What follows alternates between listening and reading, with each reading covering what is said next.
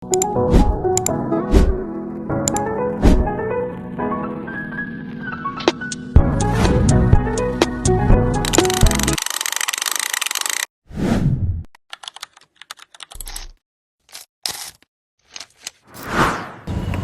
semuanya, kami dari kelompok 7. Oke guys, jadi pada kali ini kita akan mengobservasi dan juga mewawancarai beberapa dosen. Dosen ada tak? Iya. Ada? Oke, dosen, cutting, dan mulai beberapa observasi di tempat lainnya. Oke guys, mari kita mulai. Let's go. Universitas Ciputra dikenal sebagai universitas dengan pendekatan entrepreneurship di setiap program studinya. Tidak hanya fokus pada teori, Universitas Ciputra juga menyediakan banyak fasilitas modern untuk menunjang pembelajaran mahasiswa. Hari ini kita akan mengobservasi lingkungan yang telah diciptakan oleh Universitas Ciputra untuk membantu agar pembelajaran mahasiswa semuanya menjadi optimal. Metode penelitian kami ada dua. Yang pertama adalah observasi secara langsung, di mana kami sebagai kelompok mengelilingi seluruh kampus untuk mengetahui dan mempelajari setiap fasilitas yang dapat mendukung mahasiswa di UC. Yang kedua adalah wawancara. Kami bisa mewawancara staf karyawan maupun cutting untuk mengetahui pengalaman mereka dengan menggunakan fasilitas yang berada di UC. Halo semuanya, sekarang kami berada di Corepreneur, di mana kalian bisa melihat ada dua vending machine, di mana mahasiswa bisa membeli minuman maupun jajan jika mereka lapar. Kemudian kalian bisa melihat di sini ada print box, di mana mahasiswa dapat ngeprint kertas dan menggunakan staples untuk kebutuhan akhirnya mereka. Corepreneur juga dapat digunakan sebagai tempat untuk nyantai, tapi sekarang tempatnya digunakan untuk event. Halo guys, jadi kali ini kita ada di Accounting Lab, salah satu fasilitas yang dimiliki oleh Fakultas School of Business and Management yang menaungi 3 jurusan, IBM, BMI, dan Accounting. Dan kali ini kita akan sedikit review, sedikit runtur tentang apa saja isi dari lab accounting ini. Jadi yang pertama itu ada 4 buah TV yang digunakan oleh dosen untuk menunjang mahasiswa dalam kegiatan belajar mengajar. Terus yang kedua ada 4 buah AC juga yang untuk membantu mahasiswa untuk bisa fokus dalam pembelajaran karena sejuk, ruangan yang sejuk. Dan juga fungsi lab akuntansi ini adalah sebagai sarana praktik untuk mahasiswa dan juga tempat para mahasiswa itu untuk menerapkan ataupun belajar teori-teori akuntansi seperti QRAT dan juga aplikasi-aplikasi pajak lainnya dan juga aplikasi-aplikasi yang di bidang akuntansi. Dan selanjutnya tentunya ada speaker juga, dan di sini tuh ada buku yang biasanya digunakan oleh mahasiswa dan dosen untuk sedikit belajar ataupun mengulang materi-materi yang telah diajarkan oleh dosen. Baik.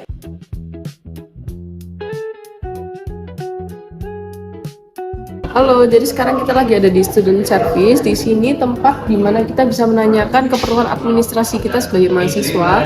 Kalau di sini tempatnya student affairs atau SA. Di sini kita bisa menanyakan keperluan untuk KP, pengajuan untuk KP lomba dan lain-lainnya.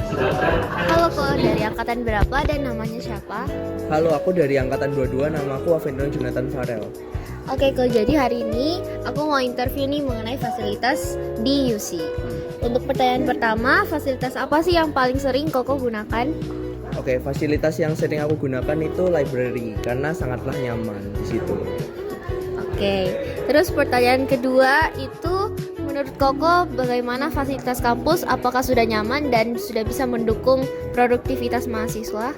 Ya, menurutku fasilitas kampus sudah sangat nyaman karena contoh aja di library kita punya ruangan yang khusus bisa untuk kita belajar sendiri gitu. Oke, terus pertanyaan ketiga nih, gimana menurut Koko menurut kualitas wifi kampus? Oke, untuk kualitas wifi kampus sangatlah bagus karena di setiap lantai dan setiap ruangan itu terkoneksi dengan bagus dan sudah banter juga guys, sudah cepat. Oke, terus untuk pertanyaan keempat, menurut Koko fasilitas apa yang perlu diperbaiki? Oke, fasilitas yang perlu diperbaiki mungkin proyektor sih, karena proyektornya sering ngebug gitu. Oke. Terus pengalaman terbaik dan terburuk untuk fasilitas UC. Oke, pengalaman terbaik mungkin ada di perpusnya karena perpusnya sangatlah bagus dan juga banyak buku yang bisa dibaca. Kalau yang terburuk itu mungkin di kelasnya karena beberapa proyektor masih sering ngebug aja gitu. Oke. Terus kalau bisa request satu fasilitas baru, fasilitas apa yang Koko mau request?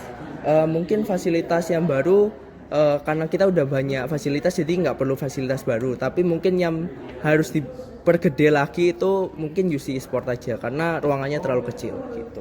Oke, begitu. Oke, thank you ya, Ko.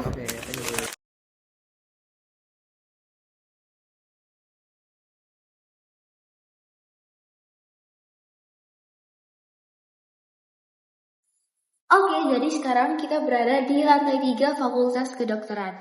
Nah, di sini ada ruang keterampilan medis.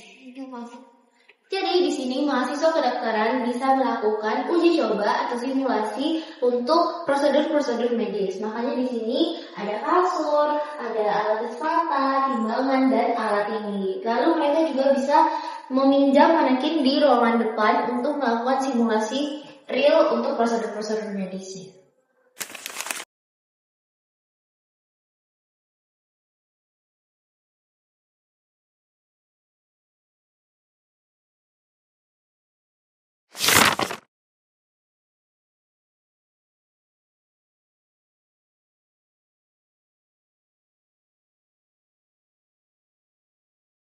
Sekarang kita berada di lantai 6 untuk Fakultas Kedokteran Gigi.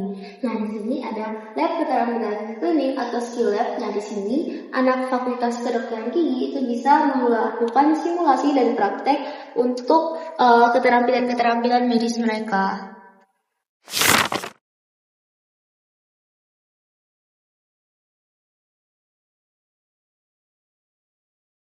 Oke, halo semuanya. Sekarang kita lagi ada di dapur Sibi. Di sini para mahasiswa Sibi bisa melakukan praktek masak, baik untuk ujian ataupun untuk pembelajaran sehari-harinya mereka.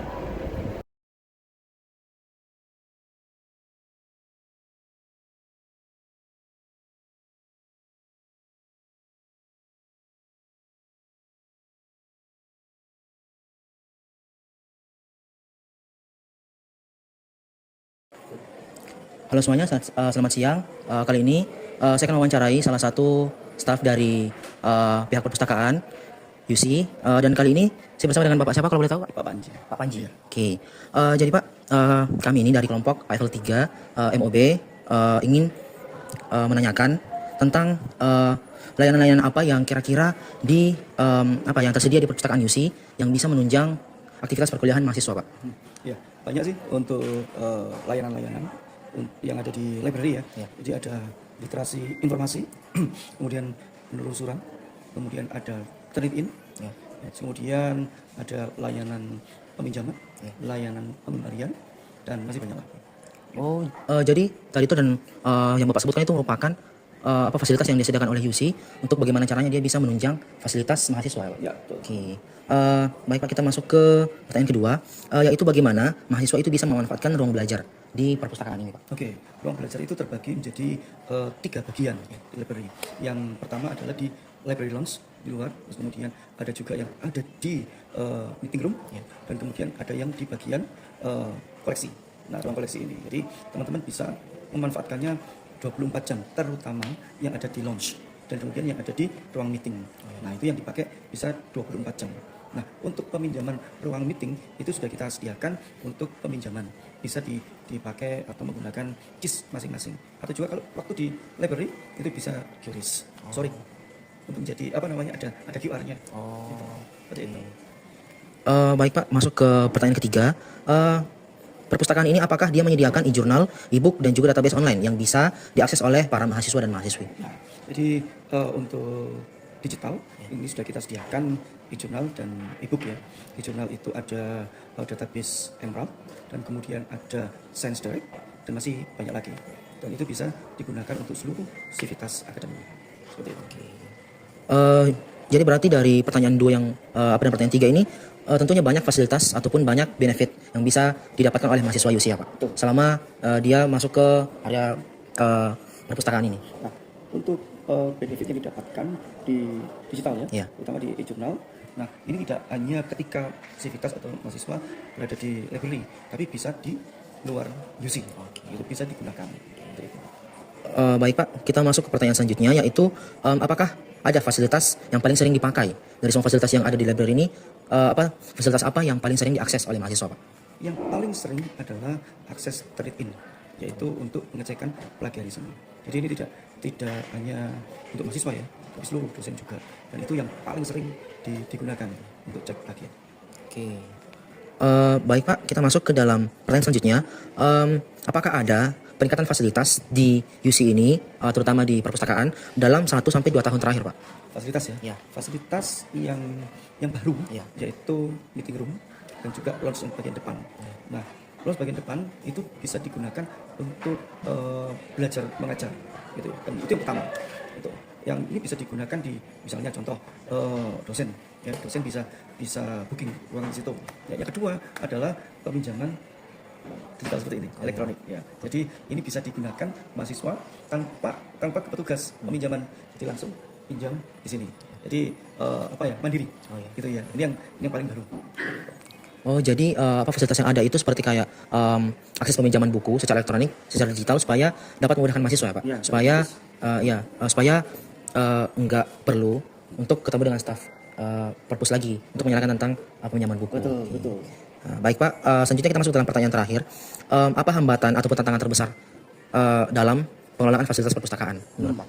Kalau hambatan, tantangan terbesar sih tidak ada, tetapi ada bagaimana cara untuk memelihara koleksi-koleksi semua, dan kemudian juga memfasilitasi dari semua sivitas ini. Sivitas di sini kan banyak, dengan jumlah juga yang banyak. Jadi bagaimana memfasilitasi mereka supaya kebutuhan mereka ini bisa tercover. Baik Pak, jadi kesimpulannya yang saya bisa dapatkan dari Bapak tadi, penjelasan Bapak itu ternyata ketika kita masuk ke dalam area perpustakaan ini, itu kita bisa mendapatkan banyak sekali manfaat ataupun banyak sekali benefit yang kita bisa dapatkan, seperti kayak peminjaman buku dan juga bisa mengakses ruang belajar ataupun yang secara privat ya, seperti collaboration room dan juga ada study room. Terima kasih Pak. Thank you, bersama. Untuk analisis keterkaitan teori MOB dengan fasilitas yang berada di UC, yang paling relevan menurut kami yaitu teori motivasi kerja.